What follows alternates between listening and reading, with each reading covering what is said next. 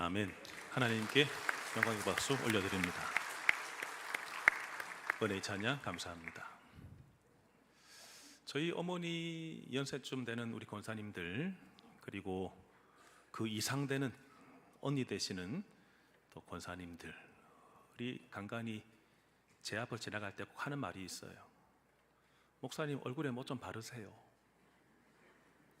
바르고 좀 예쁘게 다니세요. 뭘 발라야 예뻐지는 거죠? 제가 그렇게 말해요. 권사님, 아무것도 안 발라도 예쁘잖아요. 근데 오늘도 대답 안 하고 그냥 억지치고 그냥 올라가셨어요. 좀 존재 자체로 이쁘게 보이면 얼마나 좋을까, 그런 생각도 좀 해보게 됐어요. 우리 양옆분에게 인사하실 때 웃으시면서 존재 자체가 이쁘십니다. 한번 인사할까요?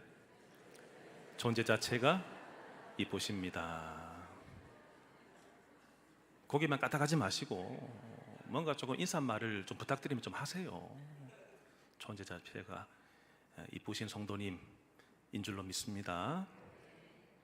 사람이 살다 보면 납득이 안 가는 일이 있죠. 저거 왜 해야 되지? 왜 저렇게까지 시키나?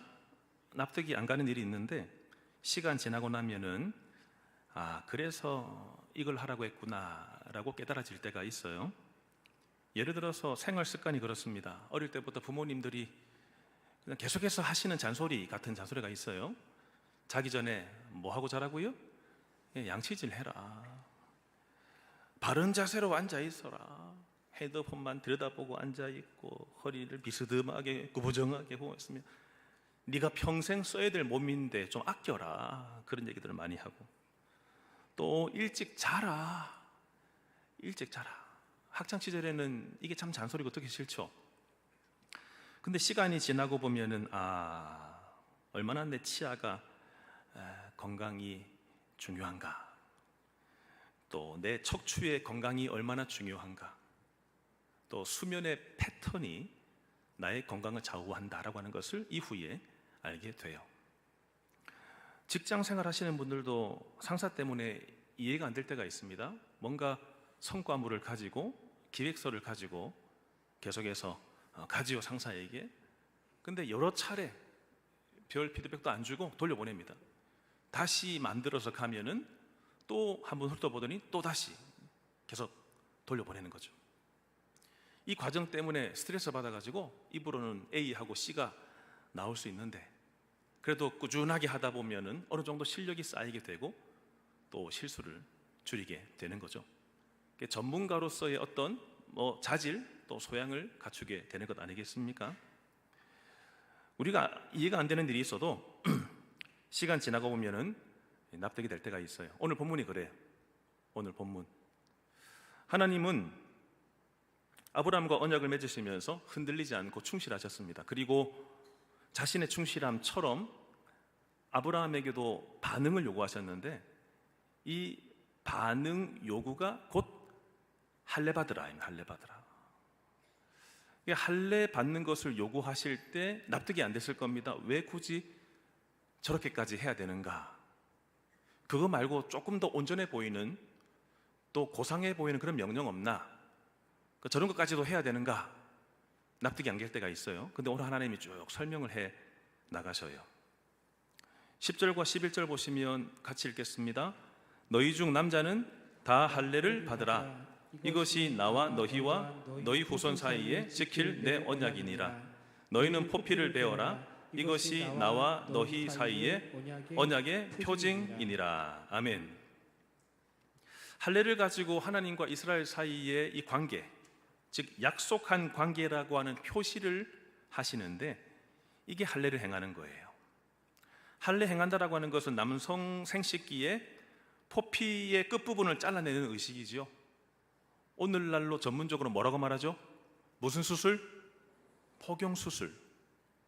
속어로 뭐라고 말하죠? 고래잡이. 고래 잡는 것도 포경, 물론 한자어는 달라요.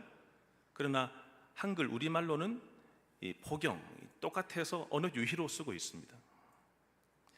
할례 의식은 그냥 생뚱맞게 갑자기 시키신 것이 아니라, 당시 그 지방에 있던 이 사람들, 중동에 있었던 사람들이 행하던 의식이었습니다. 어느 나라가 있냐면 에돔, 암몬, 애굽 등에서도 할례 의식이 행해지고 있었습니다. 이런 의미를 두고 있었어요. 성년식, 이제 어른이 되었다라고 해서 할례를 행했고, 다산 예식, 아이들을 많이 낳게 하기 위한 예식으로서 할례를 행했고, 또 결혼 예식에 있어서도 할례를 행했습니다. 그때 남자가 할례를 안 했으면 처갓집에 있는 남자들이 이 사람을 데리고 가서 할례를 행했고, 그러므로 인해서 당신도 이제 우리 가정의 사람이 되었습니다 라고 인정을 하게 되었습니다. 그러니까 하나님이 명하셨지만 이미 중동의 여러 지역에, 고대 근동 중동에서 이 할례 의식이 행해지고 있었습니다. 의학적으로도 할례가 유익하다고 해요. 병균이 포피 안쪽에 숨어 있었기 때문에 포피를 제거함으로 인해서 질병 예방에 도움이 됐다고 해요. 그 근거가 유대인 여성들은 자궁암 발병률이 전 세계적으로 제일 낮다고 해요. 이런 근거를 가지고 할례를 행하라. 하나님은 이미 이 지역에서 행해지던 할례 의식에 종교적인 의미까지 더하십니다. 당시 했던 어떤 전통 문화였는데 이것을 고스란히 가지고 와서 거기에다가 종교적 의미까지 넣어서 명하신 거죠. 우리나라에도 여러분 서양에서 복음이 들어왔지만 우리나라화된 것이 있습니다. 여러 의식이나 예식이 있습니다. 먼저는 당시에 세워졌던 교회들 보시면 한옥교회들 있죠. 외국에는 한옥교회가 어디 있습니까? 그러나 우리나라의 어떤 문화 전통에 따라서 한옥, 집 자체가 교회가 되었던 것. 그리고 여러분 우리나라에만 있는 기도회예요. 외국에는 없어요. 늘 나오시는 분들 어떤 기도회 같아요? 잘 아시네요. 새벽 기도회. 우리나라가 만들어진 특화된 거죠. 그렇죠? 또 뭐가 있죠? 기도, 조용한 기도만 있습니까? 통성 기도도 있지요. 주여 찾고, 담임 목사는 새벽 기도회와 금령성 집회에는 주여를 찾고 기도를 합니다. 그러나 주일 오전 예배는 주여를 제가 안 부르고 그냥 기도합니다. 왜냐하면 여러분들의 영적인 어떤 단계가 다 다르기 때문에 그냥 함께 기도하자라고 하는 의미로서 먼저 기도로 들어가지만, 새벽 기도에 나오시는 분들, 금령성 집회 나오시는 분들은 절박한 분들이 나오셔요. 신앙이 있는 분들이 나오십니다. 이런 분들은 하나님이 주인이시다 이것을 인정하면서 기도회로 들어가곤 합니다. 또 부흥회 이런 것도 우리나라만 있는 거죠. 제사가 바뀌어서 예배가 된 것도 있어요. 뭐라고 부를까요? 추도 예배. 그러나 이 슬프 도자를 쓰지 않고 오히려 추모하자라고 해서 추모 예배를 쓰곤 합니다. 이것이 우리나라에 있었던 문화가 종교적 색채가 가미되면서 기독교화된 것들이겠죠. 당시에 있었던 할례도 마찬가지입니다. 이것을 가지고 와서 하나님은 이 할례를 행함으로 인해서 옛사람, 죄 이런 것들을 벗어버리는 의식의 표로, 그리고 거듭난 새 생명으로 깨끗해졌다라고 하는 이 표로 삼으셨습니다. 남성의 성기가 결국은 생명과 후손을 전달하는 역할을 맡고 있었기 때문에 이 부분들을 할례함으로 인해서 아브라함과 그 가족과 이스마엘만 하나님의 백성이 아니라 후대에 태어나게 되는 모든 사람들도 할례를 행함으로 인해서 하나님과의 약속의 관계가 있다를 대대로 전하기 위해서 할례를 행하라 라고 말씀을 하셨습니다. 그럼 여러분 어떤 사람들이 할례를 행해야 되죠? 12절 13절 말씀 보시면 모든 남자, 집에서 난 자든지 너희 자손이 아니라 이방 사람에게서 돈으로 산 사람이든지, 13절 말씀 보시면 너희 집에서 난 자든지 돈으로 산 자든지 다 뭘 받으라고요? 할례를 받으라 이렇게 명하셨습니다. 그럼 여러분 이 말은 할례라고 하는 것은 어떤 특정한 사람들에게만 주어진 특권이 아니고, 유대인들은 교만할 필요가 없죠. 하나님이 선택하시기 전에 유대인들도 다 이방인이었습니다. 하나님이 택하시자 그들 후손으로 예수님이 나오게 되는 특별한 민족이 되었지만, 하나님은 그들에게만 할례를 행하신 것이 아니라 어떤 특별한 신분은 없다, 특별한 자부심을 가지게 될 민족도 없다, 주님 안에 오는 사람들은 다 구원받는다, 하나님의 백성이 된다, 누구나 다 할례를 받을 수 있다, 남자라면. 오늘 이 말씀을 하시는 거죠. 이것이 성경의 근거에 나오죠, 여러분. 로마서 10장 13절 말씀 보시면, 누구든지 주의 이름을 부르는 자는 무엇을 받으리라? 구원을 받으리라. 누구든지.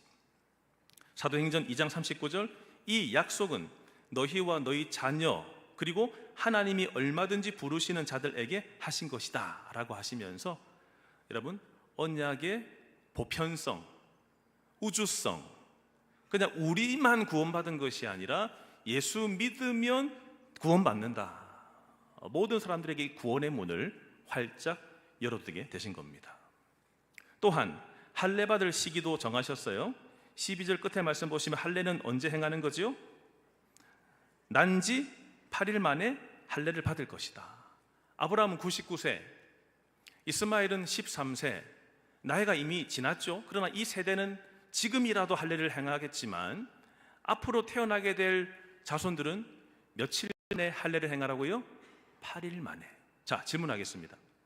왜 하나님은 난지 8일 만에 할례를 행하라고 하셨을까요? 우리나라로 치면 초등학교 정도쯤 되면은 자기 아들들을 데리고 다 가요. 비뇨기과에 가서 포경수술을 시켜줍니다. 그렇죠? 맛있는 거 사줄게, 선물 사줄게 꼬아가지고 겨우 데리고 가가지고 안 아프다, 선의의 거짓말을 해가지고 수술을 시키고 온갖 원망을 다 듣죠. 그렇죠? 아프네요. 컵을 뒤집어 씌고 나와가지고 아파 죽겠어요 막 이렇게 하면서 하지요. 근데 여러분, 왜 오늘 성경은 난지 8일 만에 이 할례를 행하라고 말씀하셨을까요?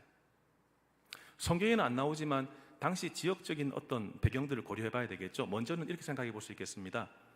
당시에는 태어나자마자 죽는, 한 주 채 지나지 못해서 죽는 아이들이 많았습니다. 그런데 한 주간 정도 지나면 얘는 생존의 확률이 높겠구나 라고 하는 시기가 바로 이 시기입니다. 또 하나는, 이게 의학적으로 맞는지 안 맞는지 모르겠지만 당시에 추정은 이런 겁니다. 요아기 때 아이들이 그때 수술 받는 게 덜 아프다, 그리고 이 나이 든 어른들보다 그때 그 시기에 피가 빨리 멎는다, 그래서 할례 받는 최적기로 여기고 이때 수술을 시켰다라고 하는 거죠. 어쨌든 어떤 이유에서든지 간에 자기 의사를 표현할 수 없는 그 나이, 아무것도 모르는 그 나이에 그의 부모들은 이들이 하나님의 백성의 길로 가게 했습니다. 우리 아이들의 유아 세례를 베푸는 이유가 뭐죠? 어떤 분들은 굉장히 자기는 합리적이라 생각하면서 이렇게 주장하는 분도 계세요. 목사님, 저는 저희 아이들에게 신앙을 강요하지 않습니다. 교회 나올 것도 강요하지 않습니다. 세례받을 것도 강요하지 않습니다. 그가 청소년기가 지나고 청년기가 되면 알아서 결정하게 할 겁니다 라는 부모님이 계세요. 그럴듯하게 보이겠지만 아이들이, 여러분, 신앙이 심겨지지 않은 채 세상에 나가게 되면 세상 문화에 휩쓸리기 십상입니다. 세상 것들을 다 보고 배우게 되고 그 어디에도 하나님 없이도 살았기 때문에 하나님으로 채워질 수가 없어요.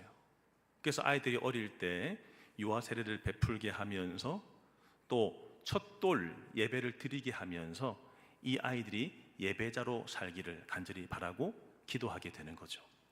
어제도 제가 점심과 저녁에 첫돌 예배 2군데나 다녀왔어요. 다들 딸내미들이었는데 어찌나 이쁘게 옷을 입고 그냥 여기서 자 여기 봐 하는데 웃으면서 같이 사진 찍어주고 이렇게 하는지 몰라요. 걔네들 첫돌 뭐가 압니까? 모르죠. 걔네들이 저한테 목사님 예배 좀 드려주세요, 첫 번째 생일인데 그렇게 말했겠어요?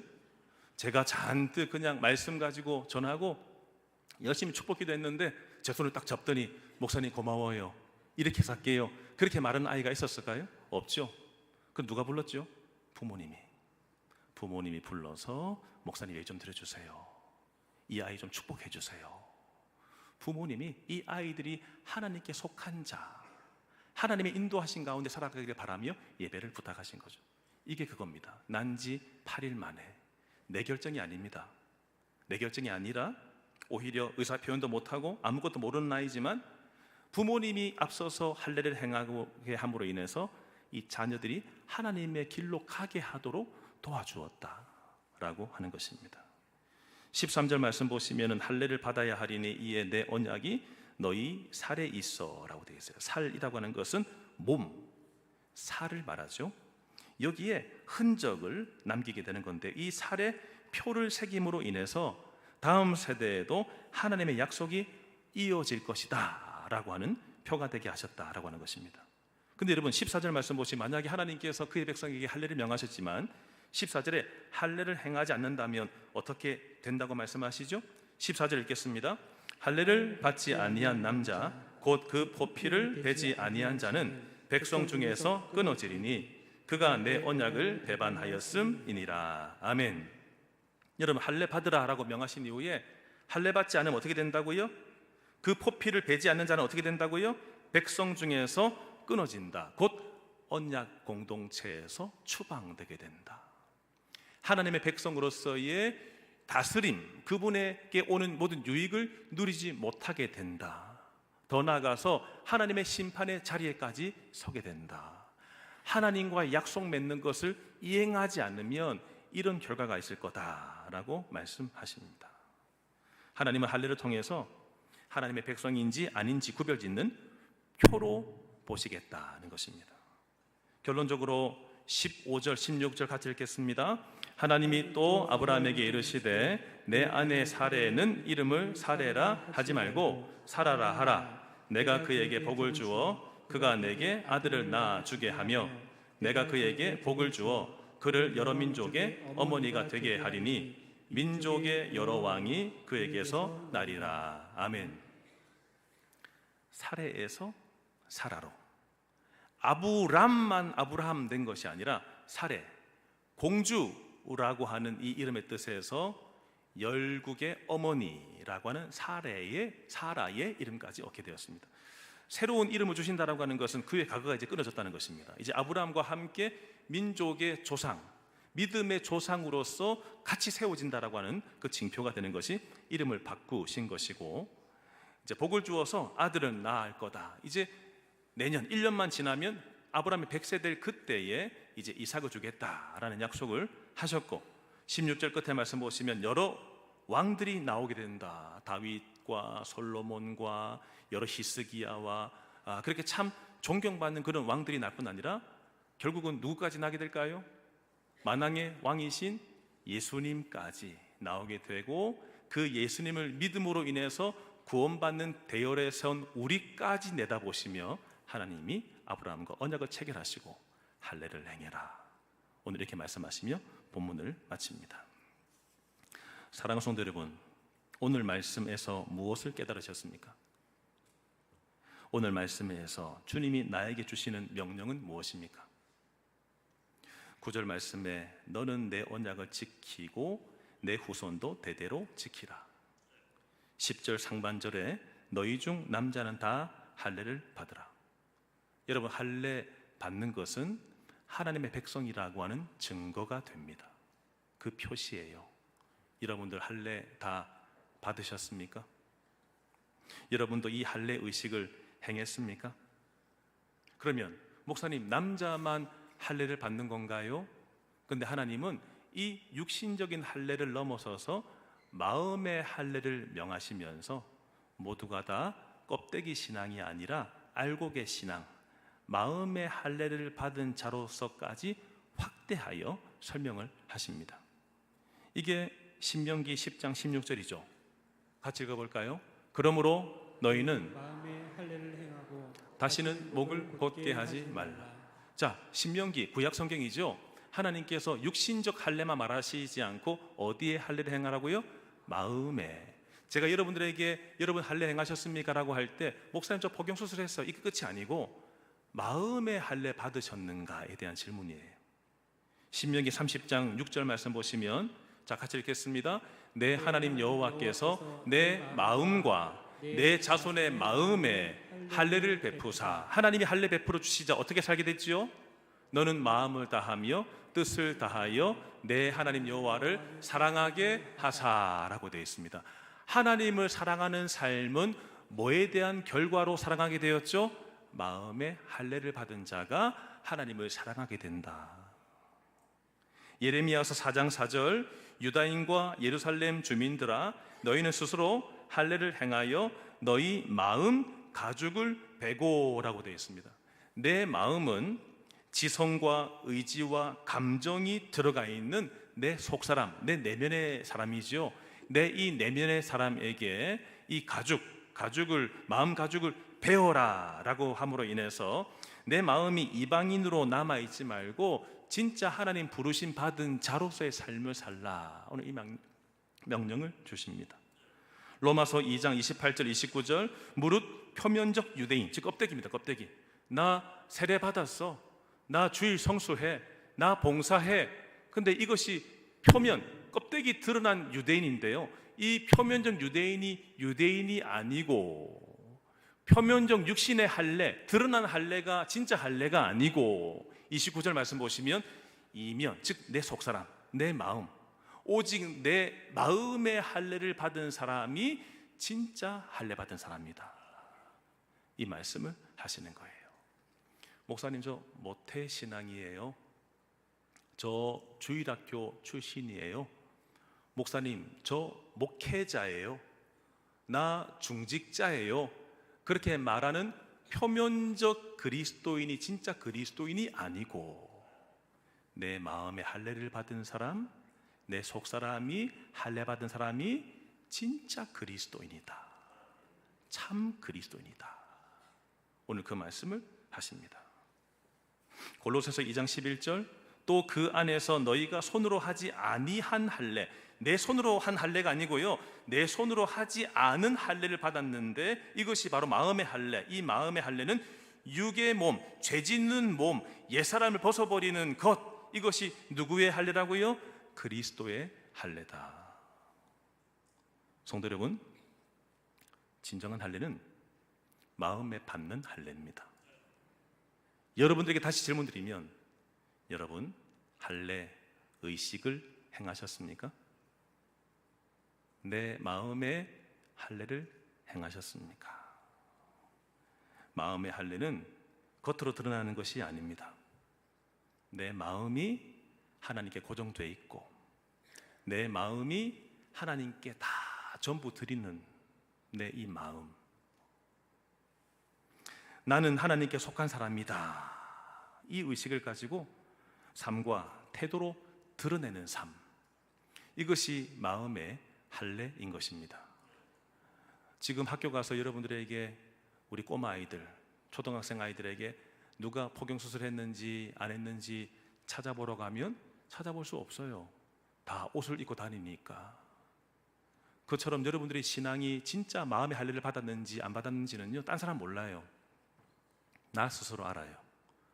내 삶이 어떤가, 나의 언행, 또 내가 생각하는 게 어떤가, 내가 거룩한 생각하는가, 부정하고 더러운 생각들, 공격하는 생각들, 음란한 생각들, 욕심 부리는 생각들, 이런 걸로 가득 찼는가, 이놈의 새끼 두고 보자, 이런 마음만 찾는가, 아니면 저 사람이 떠나든 내가 떠나든 참 불쌍한데 안타깝다, 더 기도해 줘야 되겠다, 혹시 이런 마음이 드세요?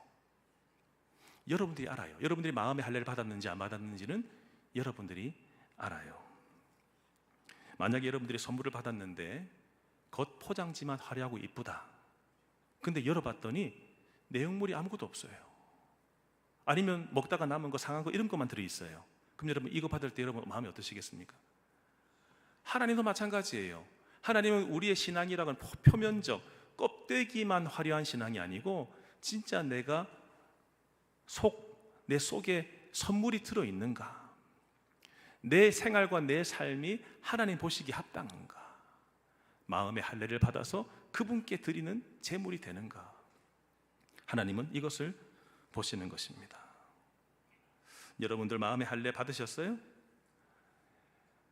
네, 아니요. 좀 확실하게 말씀해 주셔야 그럼 어떻게 하면 받습니다. 제가 다음 단계 넘어가지요.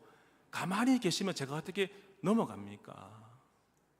여러분, 마음의 할례 받으셨어요? 다 받으셨으면 제가 이제 넘어가도 돼요. 그런데 혹시 안 받으신 분이 계신다면 제가 마음의 할례 받는 방법을 알려드리겠습니다. 그것은 뭐냐면 예수님을 진짜 믿는 거예요. 예수님 진짜 믿는 거. 그냥 부모님이 하라고 해서 하는 거예요. 내 그냥 안 가면 또 내 안에 또 눈총을 보고 그냥 피곤해서 그냥 부모님이 교회 가서 예배 드린 거 주보 찍어가지고 빨리 보내래요. 그래서 내가 예배 왔어요. 여러분, 이건 안 돼요. 진짜 마음에 받는 할례는 진짜 예수님을 나의 구주로 내 마음에 모시는 거예요. 주님, 저는 죄인이에요. 고백하면서 하나님께 회개의 삶을 살아가는 거예요. 그럼 하나님이 약속하셨습니다. 성령을 주겠다. 성령을 보내겠다. 내 안에 성령이 들어오셔야 그 사람이 달라집니다. 삶이 달라지고 생각이 달라지게 돼요. 여러분들이 거룩해져 가는 것은 내 힘으로 절대 불가능해요. 성령님이 내 안에 들어오셔야 바뀌어져요. 이것이 신학적 용어로 성화, 거룩해져 가는 것이에요. 성화를 지난 성도만이 영화의 단계, 완전한 천국에 들어가게 돼요. 성화가 없으면 천국 입구에서 다 쫓겨나게 돼요. 전 여러분들이 진짜 회개하고 진짜 예수 믿어서 내 안에 성령을 모시기를 바랍니다.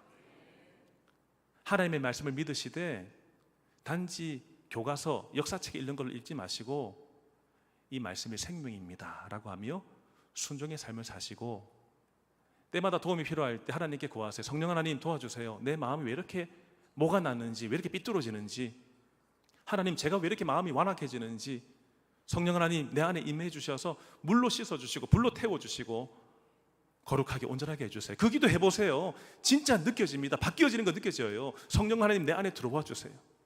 다스려 주세요. 죄가 중독이 끊어지게 해주세요. 그리고 성도 공동체에 연결되는 것도 여러분들의 마음에 할례 받는 동기가 됩니다. 내 지체, 여러분들이 예를 들어서 다리 이 하나만 떨어져 나가가지고 다리 하나가 떨어져 나간 채 이 다리가 자기가 알아서 그냥 아이고 나는 잘 살아, 잘 살 수 있어. 거짓말이에요. 머리에 연결돼 있어야, 지체로 연결돼 있어야 모든 영양분과 피와 수분이 다 공급돼요. 핏줄을 통해서 다 공급됩니다. 떨어져 나가면은 절대 혼자 못 살아요. 머리는 예수님이에요. 몸은 지체예요. 공동체예요. 연결돼 계셔야지만이 여러분들 교회에 등록하시고 구역으로 편성되시고 성도들과 함께 계셔야지만이 그때부터 비로소 공동체적인 역사, 주님의 생명이 공급되지는 삶을 살게 되는 것이에요. 전 여러분들이 혼자 따로 떨어지는 신앙생활 하지 말기를 바랍니다. 공동체와 함께 신앙생활 하시면서 마음의 할례 받으시기를 축복합니다. 괴로운 숙제라는 글이 하나 있어서 제가 읽어봤는데요. 이우영 고등가학원 HCMC 교수님이 계세요. HCMC가 뭔가 찾아보니까요, 수학 난제 해결하는 모임, 수학의 난제를 해결하는 모임의 교수님이 글을 썼어요. 제목은 괴로운 숙제. 내용에 보니까요, 수학의 왕으로 불리는 가우스가 이런 유언을 남겼대요.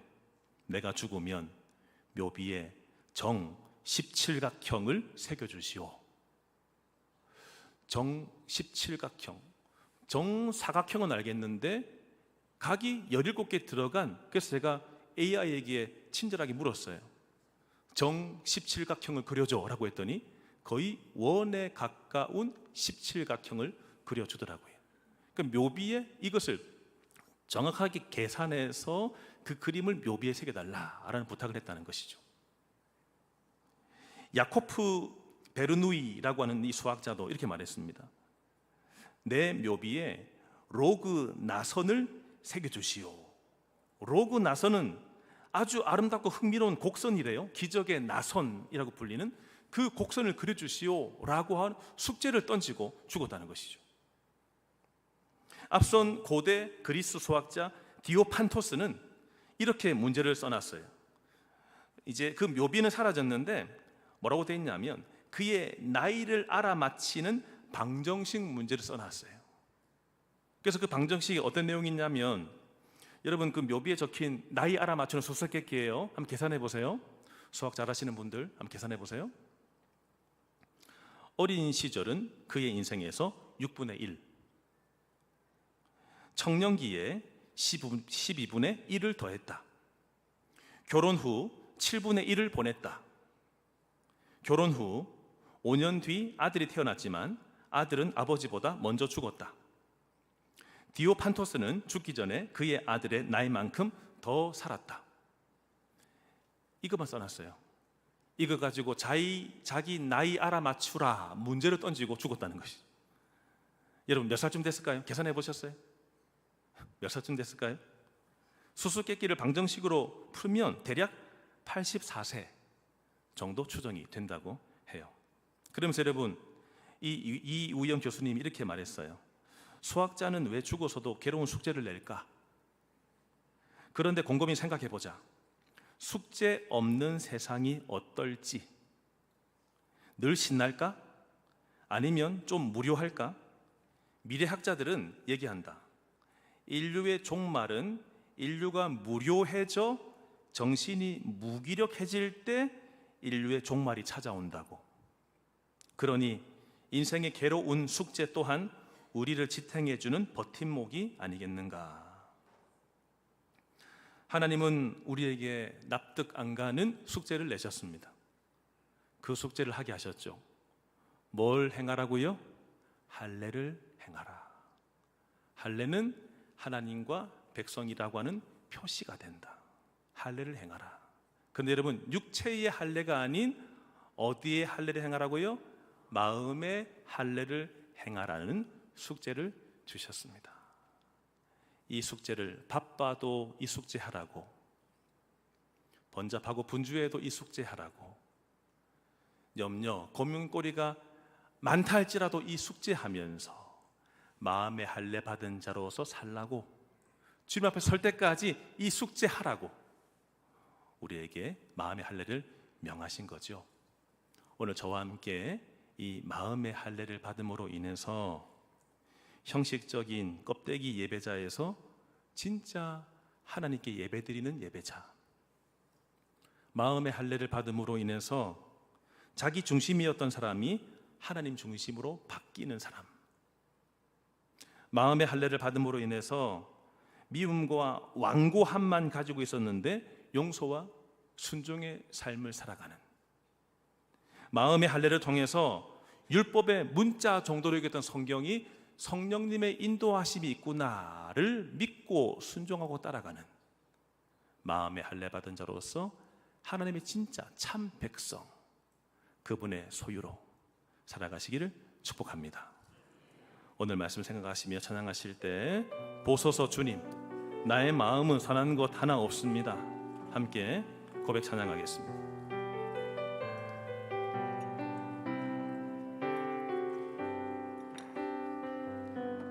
보소서 주님, 나의 마음은 선한 것 하나 없습니다. 그러나 내 모든 것 주께 드립니다.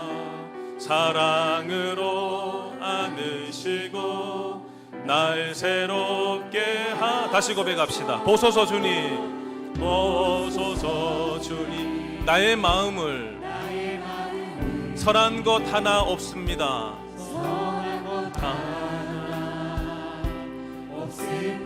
그러나 내 모든 것 주께 드립니다. 그러나 내 모든 것 주께 드립니다.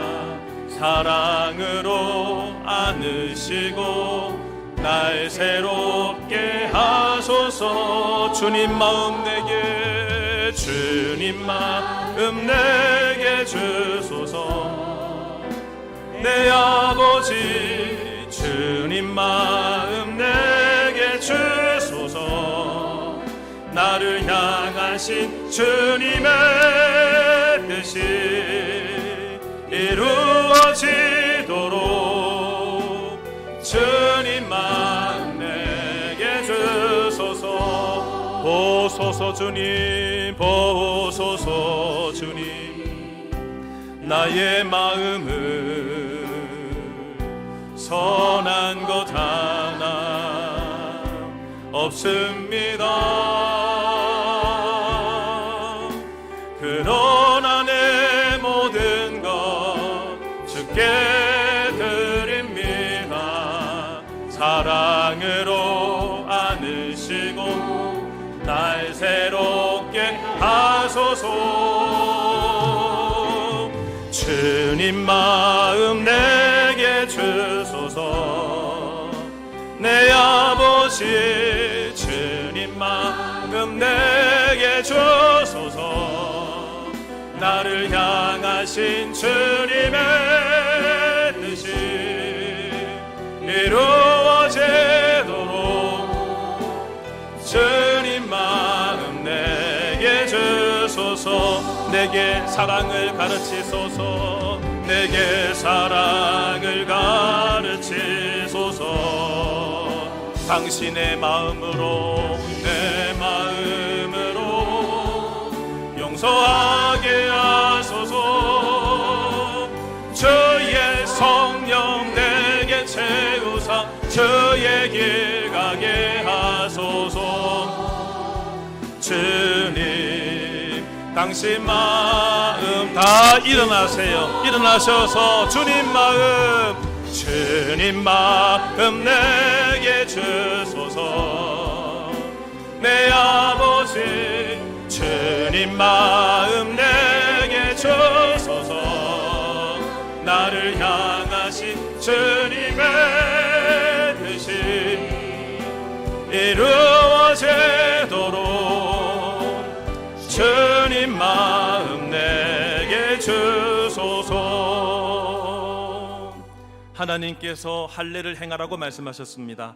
할례를 행하지 않으면 내 백성이 아니다, 끊어진다라고 말씀하셨습니다. 그 할례는 육체의 할례를 넘어선 마음의 할례였습니다. 여러분도 하나님의 언약 백성으로 마음의 할례를 받으셨습니까? 받으셨다면 마음의 할례 받은 대로 믿음으로 살게 하여 주옵시고, 받지 못했다면 참으로 믿게 하시며 회개의 삶을 살게 하시며 성령님께 도움을 구하게 하여 주시옵소서. 마음의 할례 받은 자로서 하나님에게 속한 자로 살아가게 하여 주옵소서. 같이 기도하겠습니다.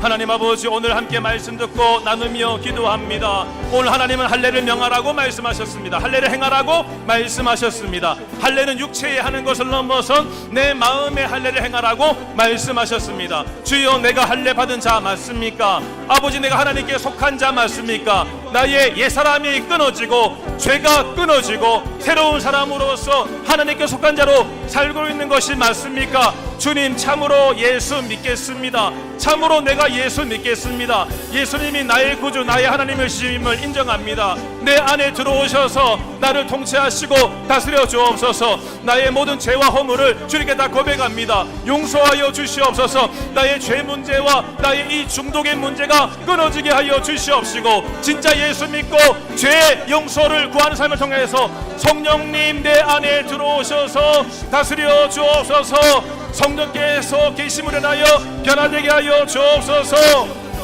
주님 마음 내게 주소서.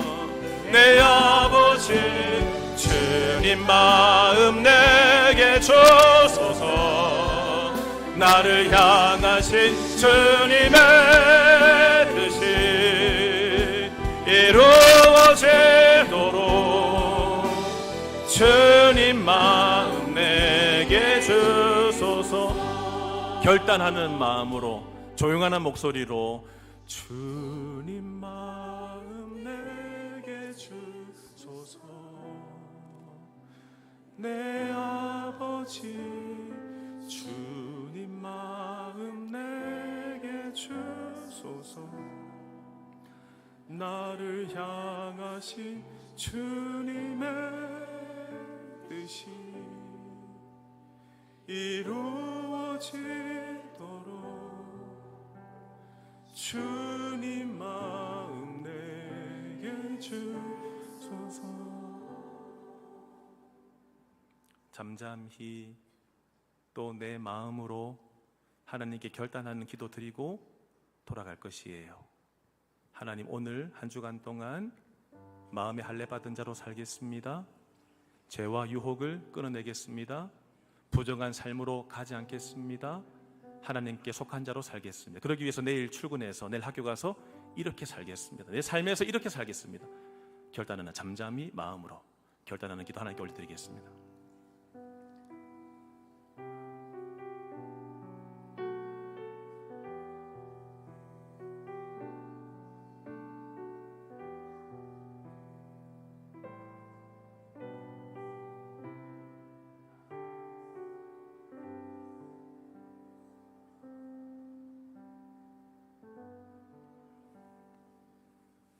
지금은 우리 주 예수 그리스도의 은혜와 하나님 아버지 사랑하심과 성령의 인도교통 충만하심이 육체의 할례를 넘어선 마음의 할례를 받음으로 인하여 형식적인 예배자에서 진심으로 예배드리는 자, 자기 중심의 삶에서 하나님 중심의 삶, 미움과 완고함에 지배받다가 용서와 순종의 삶으로 율법의 문자 정도로 여겨졌던 이 말씀이 나를 생명의 길로 인도하시는 성령님의 인도로 삼아 마음의 할례 받은 자로서 주님께 속하여 살아가기로 간절히 소망하시는 온 성도들 머리 위에와 가정과 삶 이들이 바라며 기도하시는 모든 것들 위에 이제로부터 영원토록 함께 있을지어다. 아멘.